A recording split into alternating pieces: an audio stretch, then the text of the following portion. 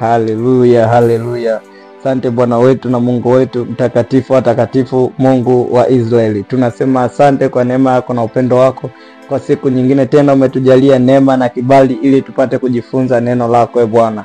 Katika jina la Yesu Kristo wa Nazareti tunakusihi neema yako, Bwana, wewe juu yetu, na Roho Mtakatifu apate kutufundisha na kutuongoza na tupate kuelewa sawa na mapenzi yako. Kwa utukufu wa jina lako Yesu Kristo wa Nazareti nimeomba nikiamini. Amen, amen. Bwana, tutakapoelewa tujalie neema ya kuishi sawa sawa na tulivyoelewa, ili tuweze kunufaika na kila ambacho tumekipata, tumejifunza katika neno lako. Karibu sana rafiki yangu, jioni nyingine siku ya leo. Tumepata neema na kibali mbele za Mungu ili tupate kujifunza tena neno la Mungu. Na siku ya leo tutakwenda kujifunza somo linalosema mambo matatu ya kuzingatia ili uendelee kubaki katika wokovu. Mambo matatu ya kuzingatia ili uendelee kubaki katika wokovu. Mambo matatu ya kuzingatia ili uendelee kubaki katika wokovu. Bwana Yesu asifiwe sana rafiki yangu. Mambo matatu ya kuzingatia ili uweze kuendelea kubaki katika wokovu. Unapookoka, yaani unapomkubali Yesu Kristo kuwa Bwana na Mwokozi wa maisha yako, hapo ndipo unapokuwa umeanza safari ya kuelekea mbinguni. Imezoeleka kusema kwamba safari ya wokovu. Safari ya wokovu. Unapookoka, yaani unapomkubali Yesu Kristo kuwa Bwana na Mwokozi wa maisha yako, hapo ndipo unapokuwa umeanza safari ya kuelekea mbinguni. Imezoeleka kusema safari ya wokovu, safari ya wokovu. Kama tunavyojua, katika safari yoyote huwa kuna changamoto zake, na ndiyo maana Yesu akasema atakayevumilia hata mwisho ndiye atakayeokoka. Atakayevumilia hata mwisho ndiye atakayeokoka. Hiyo tunaipata kutoka katika kitabu cha Mathayo sura ya 24 mstari wa 13. Mstari wa 13 inasema, lakini mwenye kuvumilia hata mwisho ndiye atakayeokoka. Kwa nini aliyasema maneno haya? Aliyasema maneno haya akiwa anasema ya kwamba nyakati za mwisho zitakuwa ni nyakati za hatari. Alikuwa anazungumzia habari ya nyakati za mwisho ambazo ndo nyakati tulizonazo hizi, nyakati za mwisho, kwamba atakayevumilia hata mwisho ndiye atakayeokoka. Ukianzia ule mstari wa 9 ndo utaelewa kwa nini alizungumza habari ya kuvumilia hata mwisho ndiye atakayeokoka. Anasema wakati huo, mstari wa 9, 24 mstari wa 9, wakati huo watasalitiana ninyi, wakati huo watawasaliti ninyi mpate dhiki, nao watawaua, nanyi mtakuwa watu wa kuchukiwa na mataifa yote kwa ajili ya jina langu. Unapookoka tu utakuwa mtu wa kuchukiwa na mataifa yote kwa ajili ya jina la Yesu. Yaani kwa kizazi hiki, mtu akiokoka na kumkubali Yesu Kristo kuwa Bwana na Mwokozi wa maisha yake, anaonekana kama vile ni kikwazo kwa wengi, anaonekana ni kikwazo kwa watu wengi. Anaendelea mstari wa 10, anasema ndipo wengi watakapojikwaa, nao watasalitiana na kuchukiana nyakati hizi za mwisho. Mstari wa 11 anaendelea kusema, na manabii wengi wa uongo watatokea na kudanganya wengi nyakati hizi za mwisho. Rafiki yangu, kuwa macho, Yesu Kristo yupo karibu kurudi. Tuko nyakati za mwisho. Mstari wa 12 anasema, na kwa sababu ya kuongezeka maasi, upendo wa wengi utapoa. Upendo wa wengi utapoa nyakati hizi za mwisho. Nyakati za mwisho. Ndipo tunakuja kwenye ule mstari wetu wa msingi. Mstari wa 13 anasema, lakini wenye kuvumilia hata mwisho ndio watakaookoka. Na siku ya leo tunajifunza somo linalosema kwamba mambo matatu ya kuzingatia ili uendelee kubaki katika wokovu. Ili uendelee kubaki katika wokovu, maana yake uendelee kuvumilia, kustahimili changamoto zote unazokutana nazo kwenye wokovu. Kwenye wokovu ulionao, uliompokea Yesu Kristo kuwa Bwana na Mwokozi wa maisha yako, ili uweze kuvumilia hadi mwisho ili upate kuokoka. Anaendelea mstari wa 18 anasema, tena habari njema ya ufalme itahubiriwa katika ulimwengu wote kuwa ushuhuda kwa mataifa yote, hapo ndipo ule mwisho utakapokuja.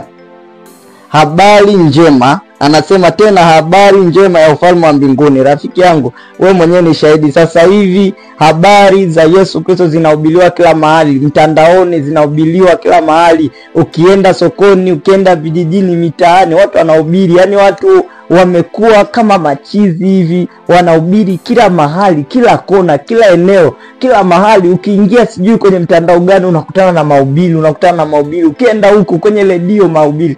Nyakati za mwisho, tuko nyakati za mwisho rafiki yangu. Kaa macho. Kama hujampokea Yesu Kristo, ni saa ya kujiuliza mara mbili. Je, Yesu akirudi nitaweza kurithi uzima wa milele? Kaa tayari kwa ajili ya kumpokea Yesu Kristo. Yupo karibu kurudi rafiki yangu. Na ndio maana siku ya leo ninakueleza, hili ni somo la muhimu sana, ni somo la msingi sana juu yako, kwamba mambo matatu ya kuzingatia ili uendelee kubaki katika wokovu. Ni somo la muhimu sana na la msingi sana kwako wewe ambaye umempokea Yesu Kristo kwa Bwana na Mwokozi wa maisha yako. Lakini na kwako wewe ambaye hujampokea Yesu Kristo, bado hili somo ni la muhimu sana kwako. Litakusaidia, litakujenga, litakuonyesha, litakupa mwanga na upate kuona na kujua kwamba ni namna gani ufanye ili uweze kumpokea Yesu Kristo, na ukimpokea namna gani uweze kukaa katika Yesu Kristo siku zote. Ulishawahi kujiuliza kuwa kwa nini kuna kuokoka kwa namna mbili? Ushawahi kujiuliza kwa nini kuna kuokoka kwa namna mbili, ambako tunaipata katika ile Warumi 10:10. Ukimwamini Yesu na kumkiri kwa kinywa chako utaokoka. Kwenye ile Warumi 10:10 anasema ukimwamini Yesu na kumkiri kwa kinywa chako utaokoka. Lakini namna ya pili ya kuokoka ni atakayevumilia hata mwisho ndiye atakayeokoka. Ushawahi kujiuliza kwa nini kuna kuokoka kwa namna mbili? Kuna kuokoka kwa namna mbili. Ukisoma kwenye hiyo Warumi 10:10 utaipata hiyo ya kwamba ukimwamini Yesu Kristo na kumkiri kwa kinywa chako utaokoka. Lakini kuna hii nyingine nasema atakayevumilia hata mwisho ndiye atakayeokoka. Ushawahi kujiuliza kwa nini inakuwa kwa namna hiyo? Kwa nini iko hivyo? Yaani kwamba leo hii umeisikia habari njema ya Yesu Kristo na umekubali Yesu Kristo awe Bwana na Mwokozi wa maisha yako, na umemkiri Yesu Kristo kuwa Bwana na Mwokozi wa maisha yako, wewe unahesabika kuwa umeokoka. Lakini pia Biblia inatuambia atakayevumilia hata mwisho ndiye atakayeokoka. Maana yake kama ikitokea umeendelea kuishi ukafa kabla Yesu hajarudi na ukafa katika wokovu, maana yake wewe unahesabika umeweza kuvumilia hadi mwisho. Lakini ikitokea Yesu Kristo akarudi, tuko katika hali hii, akakukuta bado umeokoka, akakukuta bado unaishi maisha ya wokovu, basi wewe umeweza kuvumilia na utapata kuokoka. Maana yake ni swala la kuweka kwenye akili yako kwamba kuna uwezekano mkubwa sana ukamkiri Yesu Kristo kwa kinywa chako na ukaokoka, lakini mbele ya safari ukatoka nje ya njia, ukatoka kwenye njia, ukatoka kwenye line. Na ndio maana nimekueleza somo la leo linasema mambo matatu ya kuzingatia ili uendelee kubaki katika wokovu. Usitoke nje ya njia, usitoke kwenye mstari, usitoke kwenye njia, ili uweze kuendelea mbele katika safari yako ya wokovu. Maana yake kuna kuokoka kwa namna mbili, kwamba ukimkubali Yesu Kristo kuwa Bwana na Mwokozi wa maisha yako unakuwa umehesabika wewe umeokoka. Lakini kadri unavyozidi kuendelea njiani, nimekueleza hapo mwanzoni, hakuna safari isiyokuwa na changamoto. Hakuna safari isiyokuwa na changamoto. Safari yoyote ile unayojua ina changamoto.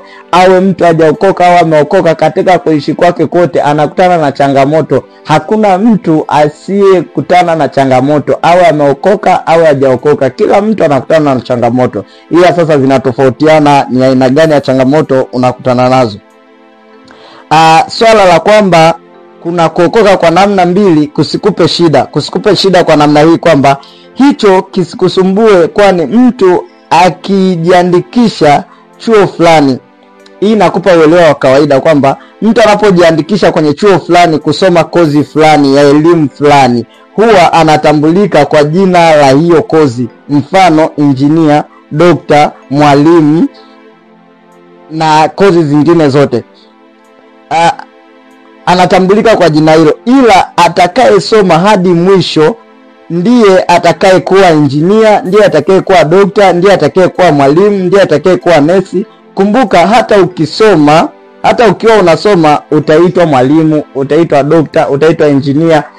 Hii ni iko wazi kabisa. Ukiwa chuoni pale unasoma kozi fulani, wewe unasomea engineer, unasomea udaktari, unasomea ualimu, unasomea urubani, unasomea nursing, unatambulika kwa jina la hicho kitu. Unatambulika kwa jina la hicho kitu na tunaanza kukuita engineer, doctor, mwalimu, nesi, tunakuita kwa majina hayo. Lakini hiyo haikupi cheti. Wewe ukiwa bado unasoma, hatukupi cheti ukiwa bado unasoma. Tunakupa cheti baada ya kumaliza kusoma, baada ya kumaliza kusoma. Hata mwenyewe kuna kozi fulani nilienda nikaichukua, nikasoma mwaka mmoja, lakini nikaona kama vile bado sifiti vizuri, nikaachana nayo. Siwezi nikaendelea kuitwa kwa jina la ile kozi kwa sababu nishaiacha, sijaendelea hadi mwisho. Wale wenzangu ambao wanaendelea kusoma, watakao soma mpaka mwisho, ndio watakao pewa hicho cheti, Kwa hiyo swala la kuitwa kwamba umeokoka baada ya kumkiri Yesu Kristo, alafu baadaye unaambiwa tena atakayevumilia hadi mwisho ndiye atakayeokoka, hilo lisikupe shida. Maana yake unapompokea Yesu Kristo kwa Bwana na Mwokozi wa maisha yako, umekuwa mwanafunzi wa Yesu Kristo. Na ndio maana akasema, enendeni ulimwenguni kote mkawafanye watu kuwa wanafunzi wangu. Unapoingia katika Yesu Kristo, umekuwa mwanafunzi wa Yesu Kristo. Maana yake umeingia kwenye darasa la Yesu Kristo, umeingia kwenye darasa la watu waliookoka. Manake unaukulia wokovu, uko kwenye safari ya wokovu, uko kwenye darasa la wokovu. Manake atakayeweza kuvumilia na kufaulu mitihani yote atakayokutana nayo ndiye atakayeokoka. Kwa maana nyingine, kama ambavyo atakayeweza kufaulu mitihani yote ya miaka yote, level zote atakazozisoma kwenye hiyo kozi yake, yule atakayeweza kufaulu mitihani yote mpaka atakapomaliza, huyo ndiye atakayepewa cheti na kuitwa engineer na kuitwa dokta na kuitwa mwalimu. Kwa hiyo rafiki yangu, swala linalotakiwa ni kuvumilia hadi mwisho. Hata kwa Yesu Kristo ni vivyo hivyo. Kusajiliwa kwenye kitabu cha uzima unaitwa umeokoka, yaani umeingia katika safari ya wokovu. Ila kupata cheti cha wokovu lazima uvumilie changamoto zote utakazokutana nazo katika safari ya wokovu. Lazima uvumilie changamoto zote katika safari ya wokovu. Sasa utawezaje kuvumilia hizo changamoto? Utawezaje kuvumilia hiyo hali unayopitia? Utawezaje kufaulu mitihani unayokutana nayo? Utawezaje ili uweze kuendelea mbele? Rafiki yangu, ili uweze kuendelea mbele, ili uweze kuvumilia, hakikisha unazingatia haya mambo matatu ili uweze kubaki katika wokovu, ili uweze kuendelea mbele katika wokovu. Hakikisha unazingatia mambo haya matatu. Jambo la kwanza, kwenda kanisani. Jambo la pili, kusoma neno la Mungu kila siku. Jambo la tatu, kumuomba Mungu kila wakati. Nitaeleza kwa kifupi tu kwa haraka haya mambo matatu, lakini tutaenda kujifunza moja baada ya jingine kwa kina zaidi. Tunaposema kwenda kanisani, kwa nini tunasema kwenda kanisani? Kwa sababu kanisa ndilo lililopewa nguvu ya kumwezesha Mkristo kuweza kushinda kila milango ya kuzimu. Kanisa, yani manake kanisa ni mkusanyiko wa watu ambao wanamwabudu Mungu, wanamuomba Mungu. Unapokusanyika na wenzako unapata nguvu, unapata joto, unapata nguvu. Wanasema ni heri wawili kuliko mmoja. Mnapokuwa mmekusanyika pamoja, kuna nguvu unaipata. Utakuta mwenzako ametoka kwenye maombi labda ya masaa 24, afu wewe ulikuwa na maombi tu ya kawaida, uliomba kawaida. Sasa mkikutana pale, yule anapoomba na wewe ukiomba, mkikutanisha ile nguvu, lazima wewe utapokea nguvu kutoka kwake. Kuna namna ambavyo mkiwa pamoja, mnakusanya nguvu kwa pamoja, imani inakuwa kubwa. Kwa hata ukitoka tayari unajikuta umetoka na nguvu nyingine. Jambo lingine ni kusoma neno la Mungu kila siku. Neno la Mungu ndio chakula cha kiroho. Kama vile ambavyo mwili wako, ili uwe na afya nzuri, unatakiwa tunashauriwa ule mlo kamili na uweze kula asubuhi, mchana na jioni. Tunashauriwa hivyo, ule mlo kamili ule asubuhi, mchana na jioni. Maana yake kila siku uwe unakula, hata kama sio asubuhi, mchana na jioni, at least basi ule mchana na usiku, mchana na usiku uweze kula, at least wanasema uweze kula mchana na usiku na ule mlo kamili. Ndivyo tunavyoshauriwa. Kwa hiyo vivyo hivyo na roho zetu, ili ziwe na nguvu, ziwe majiant, ziwe na afya bora, tunatakiwa tule chakula kila siku, tusome neno la Mungu kila siku, tusome neno la Mungu kila siku.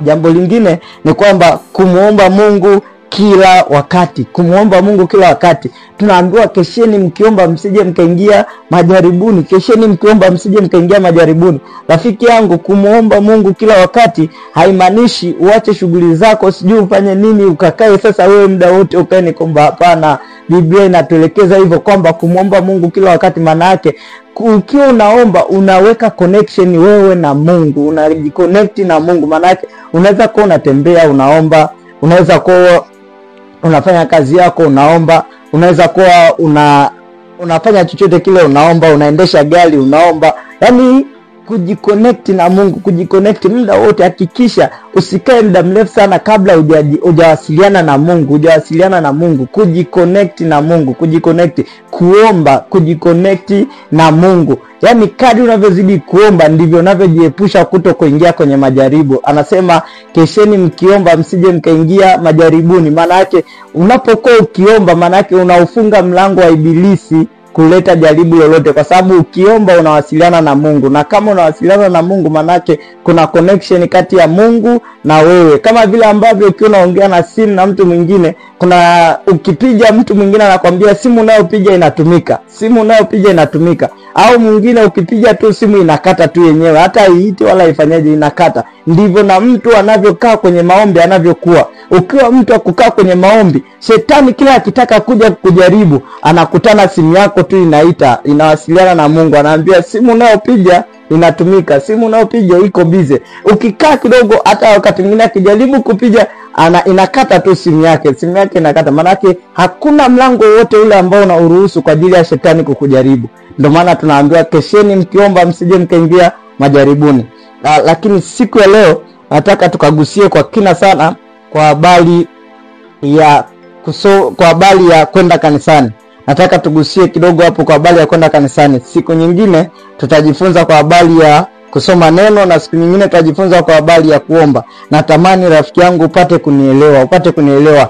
Lazima tuhakikishe wote tuliomwamini Yesu Kristo kwa Bwana na Mwokozi wa maisha yetu tunaurithi uzima wa milele. Yesu akirudi hatuachi. Maana yake hakikisha, zingatia haya mambo matatu ili uweze kuendelea mbele. Hata wakati mwingine wachawi wanakutesa, sijui roho za nini zinakutesa, haujakaa ukazingatia haya mambo matatu: kwenda kanisani, kuomba Mungu, kusoma neno. Ukiweza kuyazingatia mambo matatu, hata nguvu za giza hazitakusumbua. Rafiki yangu, acha tukaangalie kwa dakika hizi chache zilizobaki kwa habari ya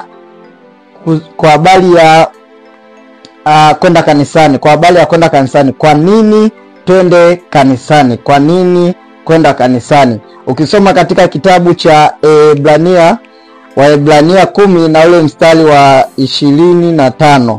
Waebrania 10 na ule mstari wa 25. Neno la Mungu linasema wala tusiache kukusanyika pamoja kama ilivyo desturi ya wengine, bali tuonyane na kuzidi kufanya hivyo kwa kadri muonavyo siku ile kuwa inakaribia. Tusiache kusanyika kama ilivyo desturi ya wengine. Kwa nini tusiache kusanyika kama ilivyo desturi ya wengine? Wengine wanakusanyika, au wengine wanaotajwa ni wakangani. Wako wengi wanaokusanyika, wako wengi ili waweze kujadili mambo, ili waweze kujengana, ili waweze kuimarishana, ili waweze kuonyana, ili waweze kuangalia nani amekuwa dhaifu, nani amekuwa mnyonge, nani amekwama mahali, nani amefanikiwa. Wanakusanyika. Maana yake pale wanapokusanyika wanatiana nguvu, wanainuana, wanasaidiana. Na ndivyo inavyotakiwa sisi ambao tumempokea Yesu Kristo kwa Bwana na Mwokozi wa maisha yetu. Inatakiwa tuwe watu wa kwenda kanisani, kwa sababu ukienda pale mnapokusanyika unatiwa nguvu, unapata joto, unapata kuinuliwa tena, unasikia kuendelea mbele tena. Rafiki yangu, usiache kwenda kanisani. jambo moja ambalo shetani huwa analifanya sana sana na amelikazia sana, amewazuia wengi kutokwenda kanisani. Amewazuia wengi, amewakamata wengi kutokwenda kanisani, kwa sababu anajua ukienda tu kanisani yani umemaliza, hatokupata ukienda kanisani. Kwa sababu ukienda kanisani, haya mambo matatu niliyokueleza, kwamba haya mambo mengine mawili niliyokueleza utayapata. Ukienda kanisani utasikia neno, ukienda kanisani utaomba. Kwa hiyo anachokifanya shetani cha kwanza kwa ajili ya kuua maisha yako ya kiroho ni kukuzuia kwenda kanisani, ni kukuzuia usiende kanisani, ni kukuzuia usiende ibadani, kwa sababu anajua ukienda kule utasikia neno, na ukisikia neno utapona, na ukienda kule utaomba, ukiomba utapata nguvu. Kwa hiyo rafiki yangu, usikubali kukaa bila kwenda kanisani. Usikubali kukaa bila kwenda kanisani. Ni muhimu sana kwenda kanisani. Ni muhimu sana. Hebu tusome kwenye hii Mathayo 16. Kuna kitu hapo Mathayo 16 na ule mstari wa 18. Kuna kitu hapo tukipate. Inasema,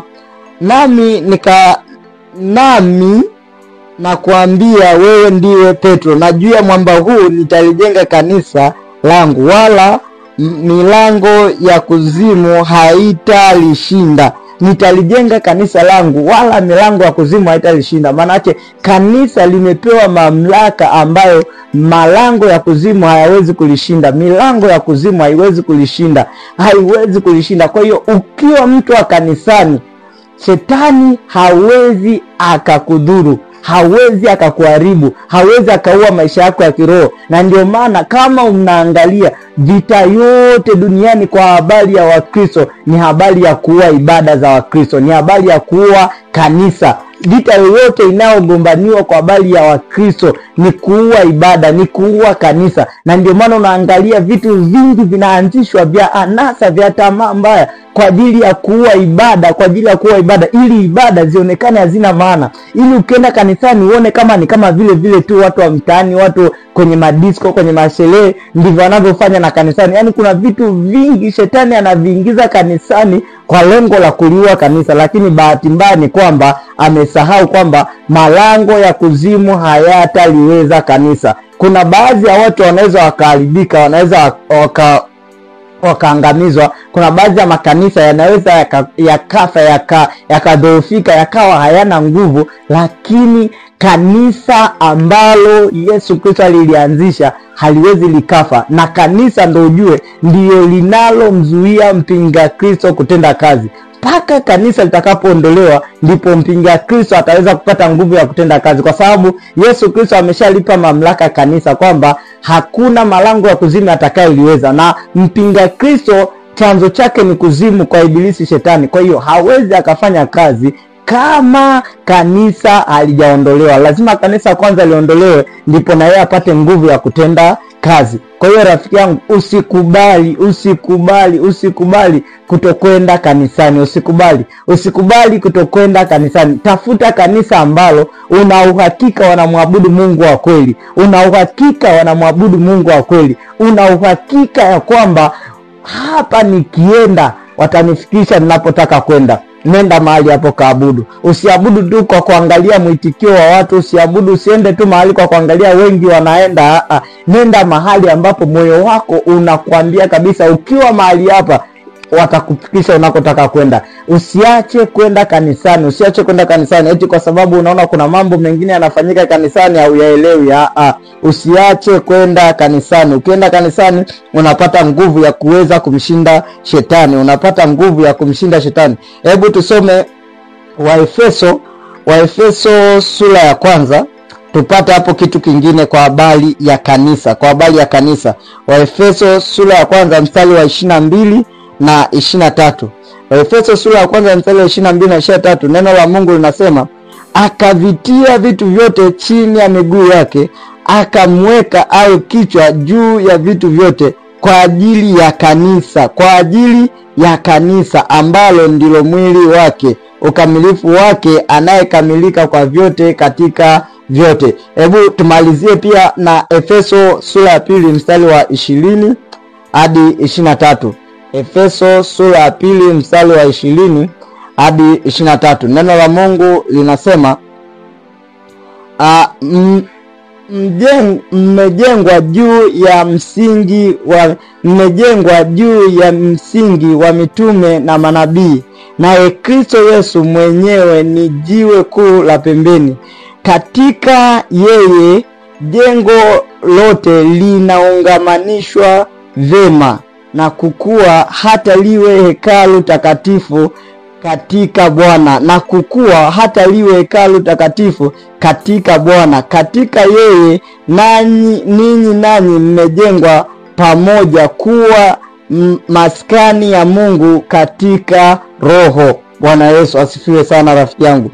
Tunaona kabisa kwamba kwenye hii Efeso 1:22 hadi mstari wa 22 anasema, akavitia vitu vyote chini ya miguu yake, akamweka awe kichwa juu ya vitu vyote kwa ajili ya kanisa. Maana yake amewekwa juu ya vitu vyote kwa ajili ya kanisa. Kanisa limepewa mamlaka, limepewa nguvu, limepewa uweza, na ndio maana unaona linaitesa dunia, linawatesa watu wa ulimwengu, linatesa kanisa.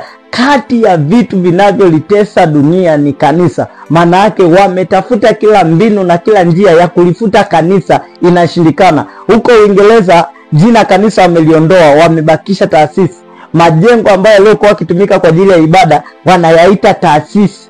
Taasisi sio kanisa kama kanisa ambavyo lilivyo, wanayageuza kuwa taasisi. Maana yake kuondoa ile nguvu ya kuitwa kanisa, ili watu waone tu kanisa ni kama kwenda sokoni, waone kanisa ni kama kwenda hotelini, waone kanisa ni kama kwenda hospitalini, waone kanisa ni kama mkusanyiko tu wote wa kawaida. Lakini rafiki yangu, kanisa sio mkusanyiko wa kawaida. Kanisa ni mkusanyiko wa Mungu. Manake mkiwa pale kanisani, mkiwa pale mmekusanyika kwenye ile jengo linaloitwa kanisa, ambalo nyewe wenyewe mlioko kwenye jengo ndo kanisa lenyewe, mkiwa mahali pale, manake mpo kwenye ufalme wa Mungu, mpo kwenye utawala wa kimungu, mpo kwenye utawala wa Mungu. Manake mahali pale mlipo, malaika wa mbinguni wako mahali pale. Biblia inasema walipokusanyika 2 au 3, mimi nipo katikati yao. Manake malaika yuko pale, na Yesu Kristo yuko pale, Roho Mtakatifu yuko pale. Maana yake Mungu mwenyewe yuko pale katikati ya pale mlipokusanyika. Ndio maana anatuhimiza tusiache kusanyika kama ilivyo